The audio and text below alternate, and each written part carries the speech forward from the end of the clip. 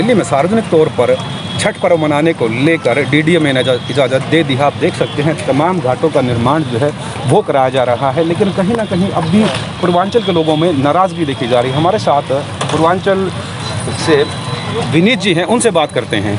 विनीत जी, जैसे अभी छठ पूजा को लेकर डीडीएम ने इजाज़त दे दी है तो कैसा लग रहा है आपको? देखिए, डीडीएम ने जो इजाज़त दी है आधी अधूरी इजाज़त दी है। सबसे पहले छठ पूजा होगा। छठ पूजा आपको पता है कि नदी नाला तालाब के अंदर में छठ पूजा होती है। जमुना जी में छठ पूजा नहीं होगी, मूनक नहर में छठ पूजा नहीं होगी। यानी 80% छठ पूजा जो होती थी जमुना नदी में होती थी, मूनक नहर में, वहाँ पे रोक लगा दिया पॉल्यूशन का। दूसरी तरफ हमारे यहाँ जो छठ पूजा होती है, यानी पूरी दिल्ली में पार्क में छठ पूजा करना हम लोगों ने चालू किए थे।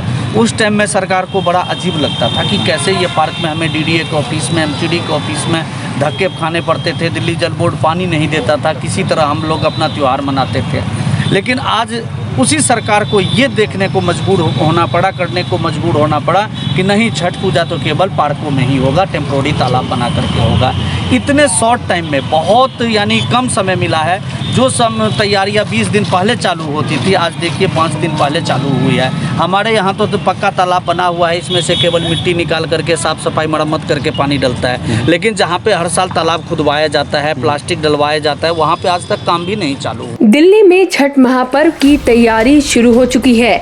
इसी सप्ताह छठ पूजा मनाई जाएगी, लेकिन हर साल की तरह किसी सार्वजनिक स्थल पर नहीं, बल्कि निजी स्थानों पर ही छठ पूजा मना पाएंगे, क्योंकि दिल्ली आपदा प्रबंधन प्राधिकरण ने पब्लिक स्थानों पर छठ पूजा मनाने से साफ इनकार कर दिया। इस फैसले से पूर्वांचल के लोगों में रोष है और कई छठ पूजा संघर्ष समिति के साथ मिलकर इसका विरोध भी किया है। बता दूं कि सूर्योपासना के महापर्व छठ पूजा को लेकर प्रशासनिक सक्रियता तेज हो गई है। आज सुबह ही नरेला के डीएम ईशा गोसला व एसडीएम नंदिनी महाराज ने प्रमुख गंगा घाटों का जायजा लिया। इस दौरान उन्होंने स्थानीय प्रशासनिक अधिकारियों को साफ सफाई का विशेष ध्यान रखने को कहा। छठ पूजा में महज 4 ही दिन बचे हैं।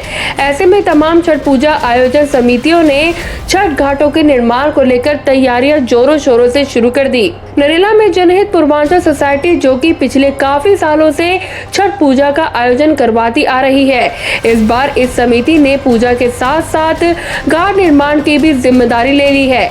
ऐसे में तैयारियों का जायजा लेने के लिए नरेला क्षेत्र की एसडीएम और डीएम ने घाट का दौरा किया और क्या कहा, आइए आपको सुनाते हैं। क्या प्रशासन की तरफ से क्या सावधानियां बरती जाएगी? सबसे बड़ी सावधानी तो ये है कि कोविड ना फैले, तो इसमें हम सोशल डिस्टेंसिंग, मास्क और हैंड हाइजीन का सबसे ज़्यादा ख्याल रख रहे हैं। एक हमारी कंफर्टिंग आइडिया है कि काफ़ी सारे लोग वैक्सीनेटेड हैं। वैक्सीनेशन हमारा फुल स्विंग में है। नरेला में हम लोग हर रोज़ 5 साल से 5,000 से ज़्यादा वैक्सीनेशन का अप्रोच के साथ बढ़ रहे हैं आगे जी। तो सबसे ज़्यादा कंफर्टिंग बात है कि वैक्सीनेशन हमारा बढ़ता गया, लेकिन सतर्कता कोविड ना फैलने की हमें बनाए रखनी है। मैडम, यहाँ की अगर बात की जाए तो नरेला के आसपास, नरेला विधानसभा सबसे बड़ी विधानसभा और सबसे बड़ा प्रोग्राम यहीं होता है जी। तो ऐसे में दूर दूर से लोग आते हैं जी। तो यहाँ पर रात जो पूजा का इंतजाम किया गया, सुबह शाम की, सुबह शाम दोनों आएंगे। छठ पूजा की विधि में हम कोई इंटरफेरेंस नहीं करना चाहते हैं। प्रशासन की तरफ से हमने साइट्स देखी हैं, साइट्स की सफाई करवाई है, साइट्स तैयार करी हैं गड्ढे खोद के, फिर उसके बाद उसमें पानी भरने का हमने बंदोबस्त किया है। जिस तरह देखा जाए तो दिल्ली सरकार ने क्या आपकी बात जो है वो मतलब उनको छठ घाटों को लेकर क्या तैयारी है, क्या वो भी आता है। जैसे इस बार हम लोग जो INFC पॉइंट्स को घाट बना रहे हैं ना, फिर जो कोविड अप्रोप्रिएट बिहेवियर को रखते हुए एक तो टॉयलेट्स वगैरह हम करवाएंगे, बाकी पंडाल की अरेंजमेंट होगी। फिर इस बार थोड़ा कोविड को ध्यान में रखते हुए जैसा 2019 में हुआ था उसी को कोशिश किया जा रहा है। मैम, पूर्वांचलियों में सांस्कृतिक प्रोग्राम को ना इजाज़त मिलने को लेकर एक रोष है, तो इसके लिए आपने क्या? इसके लिए तो देखो हम छठ घाट पे जो गंदगी है उसके बारे में इसमें हम इंस्ट्रक्शन दे देंगे, एमसीडी इसको साफ करेगा।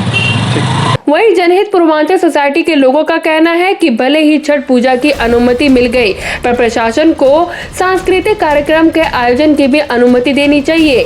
जनहित पूर्वांचल सोसाइटी के विनीत कुमार से जब हमारे रिपोर्टर रामा खत्री ने बात की तो उनका क्या कहना है, आइए आपको दिखाते हैं। जी, तो छठ घाटों पर सांस्कृतिक प्रोग्राम जो है वो किया जाता था, अब की बार इजाज़त नहीं मिली है, तो क्या कहना है आपका?